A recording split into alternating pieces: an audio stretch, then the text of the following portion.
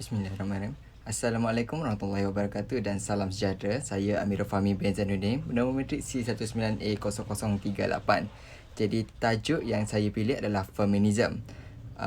Feminism ni merupakan salah satu teori yang menerangkan tentang hak kebebasan perempuan daripada pengetepian atau disisihkan oleh kaum lelaki. Seperti yang kita tahu, pada zaman dahulu, dominan setiap kerjaya ataupun setiap sektor dikuasai oleh lelaki, tetapi setelah timbulnya teori feminism ini, ramai golongan-golongan perempuan yang telah membuka atau telah membuat gerakan-gerakan ataupun kumpulan parti bagi menjaga hak-hak bagi perempuan. Tujuan mereka melakukan atau membuat atau membina gerakan-gerakan ini adalah bagi menjaga hak, bagi memperjuangkan hak asasi manusia, terutamanya bagi pihak perempuan.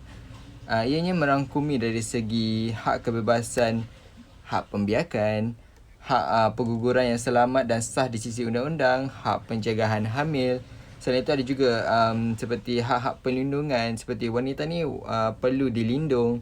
Selain itu ada juga hak perlindungan ni seperti dilindungi daripada mereka menjadi mangsa rogol ataupun diskriminasi ataupun sebagainya. Selain itu, gerakan feminism ini juga berkesan untuk gerakan feminism ini juga bertujuan untuk menumpukan perhatian mereka kepada aspek-aspek yang tertentu yang menjadi menumpukan perhatian kepada kedua-dua aspek persoalan sejagat seperti kes rogol, incest dan pelacuran. Seperti yang kita tahu, pada zaman dahulu ramai golongan-golongan wanita dijadikan sebagai pelacur ataupun mereka dijadikan sebagai mangsa rogol bagi kaum lelaki. Inilah salah satu tujuan teori feminism ini diutamakan, dan gerakan-gerakan feminism ini ditimbulkan atau dibuat. Selain itu, terdapat juga beberapa penguatkuasa ataupun orang-orang atasan menyokong teori feminism ini. Sebagai contohnya seperti Perdana Menteri Malaysia iaitu Tun Dr. Mahathir sendiri pernah menyokong teori feminism ini.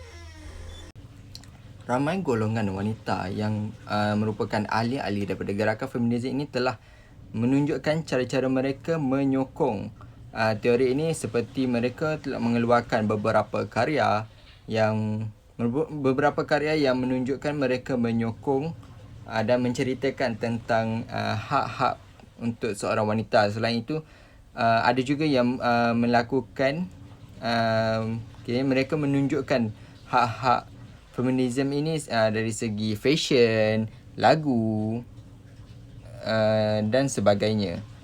Selain itu, ada juga yang menunjukkan hak-hak feminism yang menceritakan atau mereka ingin menunjukkan hak-hak feminism ni dari segi pakaian mereka pun juga ada, pakaian mereka, ataupun ada juga yang menceritakan atau yang menunjukkan dari segi lukisan untuk hak-hak penjagaan atau hak-hak wanita.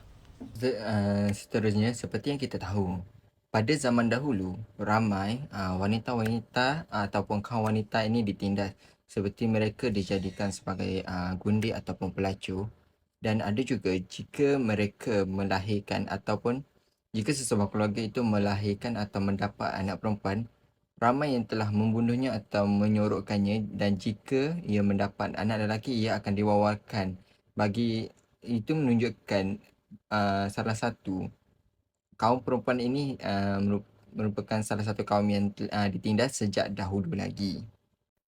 Jadi kesimpulannya, teori feminism ini merupakan salah satu teori yang sangat bagus dan yang perlu dikekalkan sehingga zaman sekarang dan akan datang, kerana wanita ni merupakan salah satu ciptaan Tuhan yang indah dan ianya juga perlu dijaga. Dan tidak semestinya kaum wanita ni tidak boleh melakukan kerja-kerja berat Seperti pada zaman sekarang, seperti yang kita dapat lihat, ramai juga kaum-kaum wanita yang melakukan kerja-kerja berat seperti menjadi mekanik, askar ataupun pelbagai lagi penguatkuasa seperti pendidik apa. Jadi tidak semestinya semua kerja-kerja ini dibuat oleh lelaki. Dan ada juga seperti yang kita tahu, zaman sekarang juga ramai golongan-golongan lelaki yang menjadi tukang masak ataupun chef dekat hotel-hotel ataupun kedai-kedai. Kerana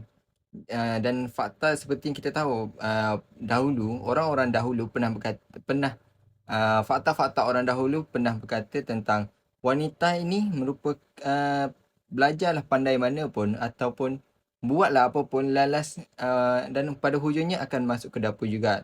Jadi sekarang bagi saya, fakta itu macam sudah tidak diterima lah atau kurang dipakai kerana ramai je kaum lelaki yang berada di dapur dan ramai je kaum perempuan yang bekerja di luar. Dan dan pemikiran-pemikiran mereka ni sangat unik dan berbeza dari segi pemikiran kaum lelaki. Jadi itu sahaja daripada saya.